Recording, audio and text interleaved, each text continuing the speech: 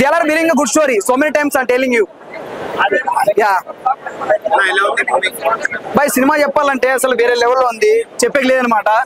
అంటే there is no more elevations, there is no more ఏం లేవన్నమాట దాంట్లో.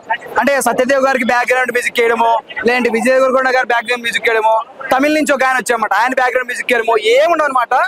They are believing a good story నమ్ముకున్నారు.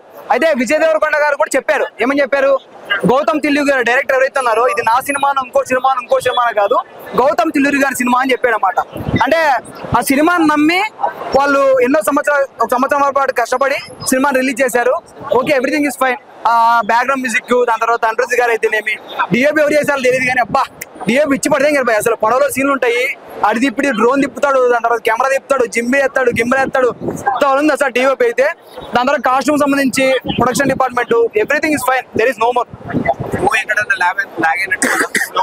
కొద్దిగా లాగానే నాకైతే అనిపించింది. అది లాస్ట్ లో కరప్ అవుతుంది అనమాట, బ్యాక్గ్రౌండ్ మ్యూజిక్ వేసి సాంగ్ వచ్చింది దాంతో. ఓకే,